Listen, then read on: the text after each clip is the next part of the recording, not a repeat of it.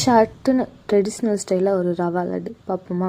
கடாய் தூக்கி அடுப்பில் போட்டுட்டு 2 குழிக்கரண்டி நெய் ஊற்றிக்குவோம். அது கூடயே 1/2 kg அளவு ரவை எடுத்திருக்கேன். அதை நல்லா வறுத்துக்குவோம் வாசனை வர அளவுக்கு.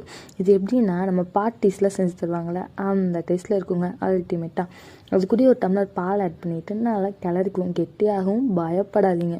அதை அப்படியே ஒரு தட்டில் போட்டு ஆற வச்சுட்டு மிக்சியில் கொஞ்சமாக அரைச்சி எடுத்துக்கோங்க, போதும், நல்லாயிருக்கும். 1/2 கிலோ ரவைக்கு 1/2 கிலோ சர்க்கரை எடுத்துருக்கிறேன். அது கூட ஒரு டம்ளர் அளவுக்கு தண்ணி சேர்த்துக்குவோம். அதாவது அந்த சர்க்கரை முழுகிற அளவுக்கு தண்ணி சேர்த்ததுக்கப்புறமா நல்ல ஒரு பாகு பதத்துக்கு வர்ற அளவுக்கு அதை கரைச்சி எடுத்துக்குவோம். அதாவது ஒரு கம்பி பதம் அந்த அளவுக்கு கரைச்சி எடுத்துக்குவோம். நல்ல பாகு பதமானதுக்கப்புறமா அது கூடயே நம்ம அரைச்சி வச்சுருக்கோம் இல்லையா ரவை, அதை எடுத்து கொஞ்சம் கொஞ்சமாக மெதுவாக போட்டு மெயினாக அடுப்பு சிம்மில் வச்சுக்கணுங்க. அதுதான் மெயினே. அந்த மாதிரி வச்சுட்டு கொஞ்சம் கொஞ்சமாக போட்டு கிளறுவோம். இதோடவே முந்திரி, திராட்சை, ஏலக்காய் அதெல்லாம் போட்டுட்டு நல்லா கிளறுவோம். அது நல்லா கெட்டியாகி சுருண்டு வரையில் ஒரு தட்டுக்கு மாற்றிடுவோங்க.